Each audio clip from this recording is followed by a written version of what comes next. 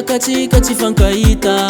fanirana gaga anao igny lasa niova lefa zany iala teo tsy nivalagna taminao fa tsika roe igny mabeby isaraka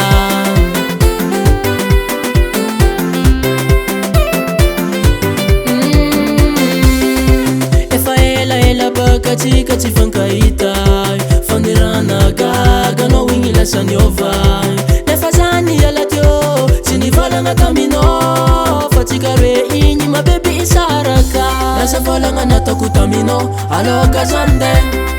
ande hitady vola agnatsaragna Warlas Nagnino avade nantonona mpiovanao raha misy ninao avade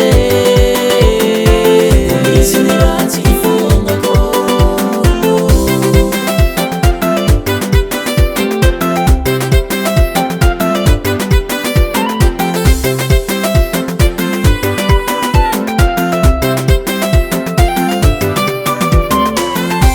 azafady mavadiko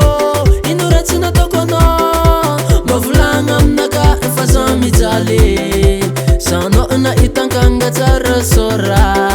sa mitetika agnarako tamana antragno aza atao karaha io mavadiko fa zako ny mijaly segny satria tsy tiako mahita anao tsy vaveny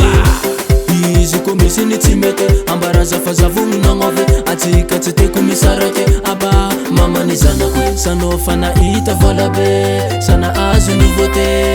ambaraza vadiko fa Warlas Nagnino